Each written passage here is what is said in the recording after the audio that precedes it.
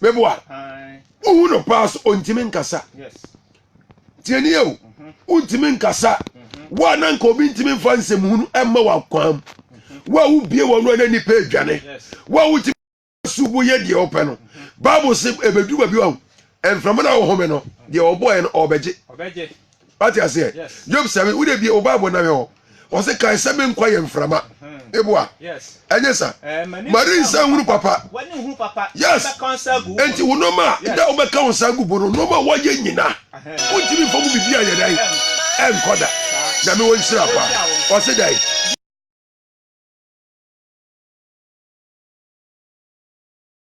Eda ye de da o maame ne o papa no. Eda ye de da o wofa no. Eda ye de da o ba no. O maame pa nanka chese wono omfa wuni agoro wo yire ne wukuru no a nanka woni ne ka asumsam no wonanka omma wadwene no nanka woni ne koba no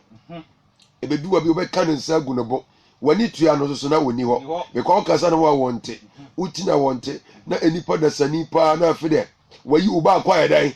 wana chimu wa nanka wonfa wuni agoro so ebedu ba bi wani tua no so na oyedan na oni ho na wa ka ne nsa agu ne bo sister bra ye bebrebe brother hin ye de ko sikanti ukun nua no sikanti udwetwa unua enantini sikanti udi turogu unua so sikanti we de wo ye sister brother sikanti abra wo sam no se sa wo kom okira okoji no mu ko bie mo okira wo kira wo do man nkura akura de yenhwa ade kom okira ko ade anase se am no kase ko ayarasa bia ko we ya papa bi mfimo ye de roba ayran ahye wo ye de oxygen si obi so anko bi peso wote de utini nei aso ontimi ntibi ikira wade po a sikanti enne wo no obi wo sika obi gina ho owo kas bebre owo fie bebre wo wo ye de wo pe enne wo be ko no ye de na hye mochire fridge mu a odane brogo kura sabi odazani pieto kura ye mfa binya dai na mi shira odifo ankoro no so no ade sadia murunkum sana ekoro no Sara na de osan kọ asamando remforoma bio orensan ma ne fie bio sawate enti wo fie o nsa ye dai ma ho bio awurade efie na wasia o ba ni e body enipa simasi ni e body wo ma bio wo ma ho bio awurade woni tua me pa na me ye dai ti ase odifo otwa picture wa hwehwem oboho mo ba kọ na oboho ono no bomi nsu oni ho da bi ohun nsu oni ho na onse ya na enipa ya wura fi se emre ye mretia ye mre dan etia because o kai Job 14 wine na wo de aja kan na ye hwe 14 wine no yobu wa wo de ye hwe ade enne ye pre o sika nti na obi de onua sofo wo betra fidie so kan kwaje asem na sofo bi echi na obebo kanyamesam kansam tienie eduba bia ho ya mekasa asem wei yanhwe yenuanom enkramofo nyame nhyira won abra o mawie o mo akonkyene o mo ya akonkyene say 30 days bompa ye wade hyira yenyo ma asundwe mra o ma Ghana mu enye sa o chi ne kom ni nyina wie ye no na dua ni ada odie no no osan yeye owie no osan cheche ma amu a akonche na ma anya bie serebe nyame be hyira won weboa ba na konche mu no wantima nto anka anfa nyedan wantima nto kwadu anyedan ne kyira wade pa hweye nuanu nkafo adwuna ekuto mo omukuta sa adwempa we serebe ya ombekọ omanim serebe ya ometimi akọ omanim yeti sa what is say limam bi e kasetia limam bi da what bi da ebi nsida eso yen a Christopher yidifo ani bre asofo ani bre ni ahoya ani mu edes baye ni asofo ni adifo bebre kuta baye ahoya honhom pese mi nkuminya obeso no nkwa na sore eda no eyema to no nkwa na firi nyame mebo abra beji we beji moto beji we na ja nyame beba no ho sika na wo pere wo de beko minim sofo bi owu na nsanya sofo ni bewu ka wanya no ofifi bi kawa tie ade wo sha se bi na we ye dan eliam kasa ma ja firi soro bai owai oni ho meboa tete for be ye nsankyene pa adifo no omo wai elisha mu nya be ye ensanche ne mebo a omo wa yifa Paul ni Peter mu nyina omo wa yi na wodi aduru so a na hwe de wo ye na bo se nipa ho asem gina ugina bonten ka nyamesem ma nipa nsesa no ni sika wo peke kansem hunu na dan me baba no me se ba se nyame nka bibi na wo ka me de quotation be ma wo eso so twe ba dan e be ba wo so nyame tua ka wo se me tua mo me tua wonka tu ka kwajo 57 wo se ye agye no ma ye bone woni ho na emu so so twe ye so na ye dan ade bi ye dua ya ya metoro eso so twene bi kwadi achi ti de wo ye ne no eso so twene ebi be dan na mi shira what they say atifi asem no Job di onipa hunu ya ho abobo say what mo onipa oba wo no na ye tia bi wo na ye tia bi na ohawma opuese nhire na otwa odwane se sunsun na onyina tie nie tie odwane se sunsun na wonyina onyina tu sika na wo pena enu nti wo pe amotwamaifo omudi wachi body gas ya hodo omudi wachi a wo se wa wo ne woga no onipa oba wo no ne na ye tia bi ohawma opuese nhire na wotwa odwane se sunsun na onyina e kira wade pa brawo brei obedwane se sunsun obetwam obedwane se dan sunsun ya bro wutie me ene ye adom bread maw ene ye enkwagida de yedan maw se ne obemu wani aba ho so a obeye nhira obeye dan nhira obeye nhira braye ntimi fa nkoba bia entokwa bebrebe so sompidie bebrebe pesami nkumnya bebrebe nyina no ye ntimi fa nyedan na adan sister adan brother utimi kam nua ho asem gu nanim asai the man kro ni patam sachara wadwe wate uwia wasa kotra nyame fie ena kwase yi na wose me bantem na me kura makatua se me de brobe se ni se yedai tro nkasa onim oda so obese obepam atade ayedai ashew na wunim ujampu but 10 na 14 10 na what is saying na obarima de owu na obia ho what is saying obarima de owu na obia ho na obarima de owu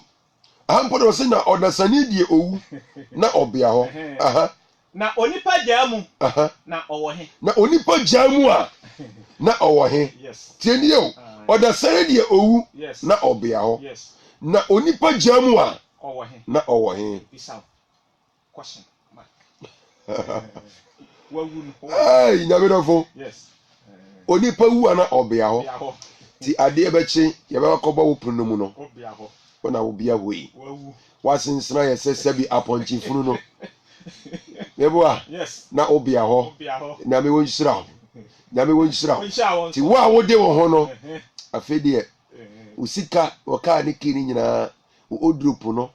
wo so mo aba bebie na me nhyira omo aba ba yedai omo aba bebie na obia ho onipa de owu a na obia ho na so onipa jamu a na owo he fa na me wonhyira pa abo Yesu de mo ye pre ho ewiase no ma na he fa ne ye de ko enti na Yobu ka bi no wo ka wa se 12 no sa 14 12 no se sala na onipa kwada ho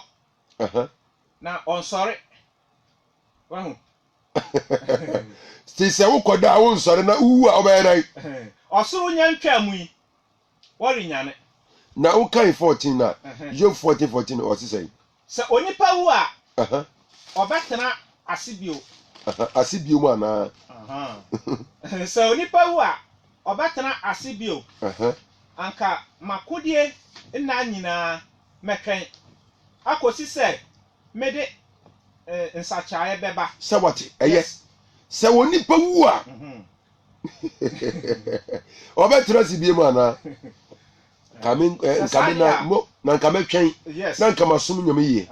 be First John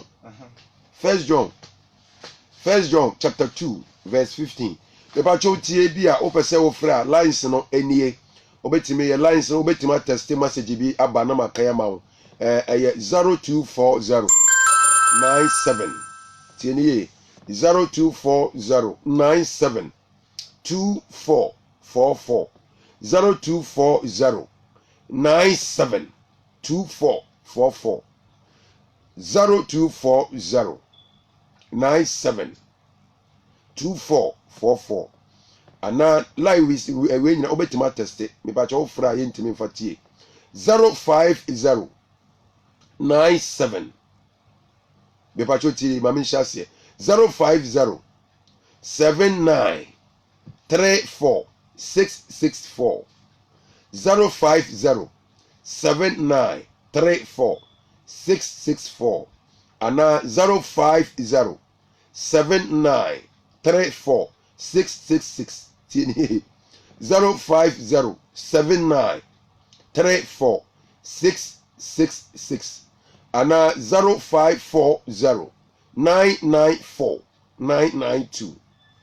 ana 0540 994 992 ana 050 93 22 905 numbers we nyina obetima teste ye bekan me sisu biom 0240 97 2444 ana 050 79 34664 ana 050 79 34666 numbers no test ya ibe kema na 0540 994 992 ana 050 9322 na misra o shaos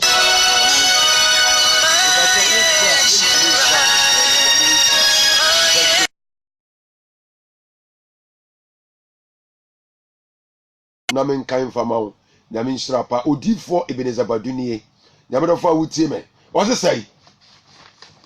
John ma edi nkan etuamienu no enyimudu nunu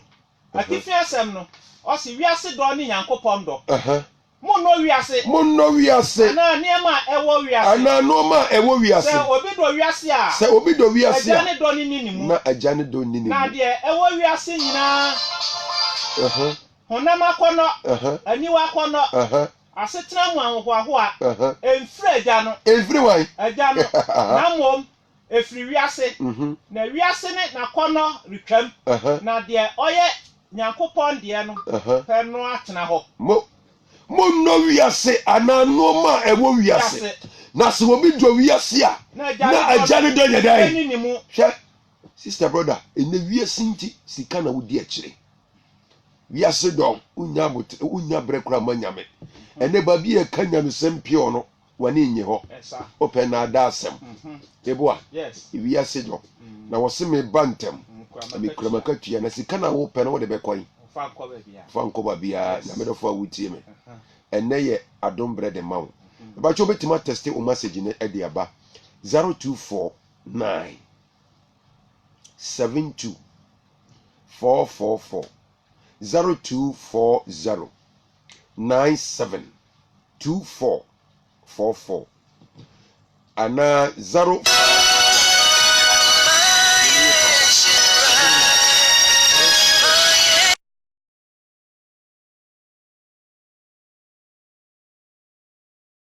34666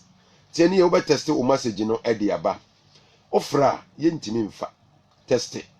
ya mi shiro tina bebre frɛ no 0240 tie number no pa na test bra 0240 97 2444 ana 050 79 34 664 ana 050 79 34 666 na mi shira ana ubetimi so attesti we 0540 994 992 ana 050 93 22 905 ubetimi attesti na ubeye enshira ewo Yesu demo na me wonshira pa ewo Yesu demo obi attesti was a prophet good morning may God bless you yo na me nshira was owo wanfie yo na minhyira wo so wobetumi ateste wo de no e de aba wobeteste na minhyira wo teste amekan e de ama wo wobetumi ateste de aba number ne 0240 972444 0240972444 na yakan e de ama wo ana say 05079346664 ana 05079346666 ana 05409949992 ana 050932290 na me wonhyira pa odifo Ebenezer Baduni na me bon kai se na me boa ochina ye counseling ochina eye counseling ochina eye counseling me tun sa dia fro ye tena se 9 o'clock saa kusi 1 o'clock na yapon counseling no na ebena da so ye counseling kwada ye empire border kese ye pa empire border ye bom mpaye ya wada ye counseling fieda so ye empire border kese ye pa na me tun sa e de afrew sebra na ye nyina emo mpaye abi yebire mu no wo hia nyame asema enkansu o problem no wo hawo no de eye kituwa bi kura wo ba nyame befa ye nso agye wo na obeye enhyira na me wo nhyira pa ewo Yesu Kristo dimo ye hwe obi testi o say Pastor, good morning for a wonderful preaching as today or say Pastor, good morning for a wonderful preaching as today from Da Costa Doma yo namisha obi say Pastor, good morning okay yo namisha pa Da Costa also Doma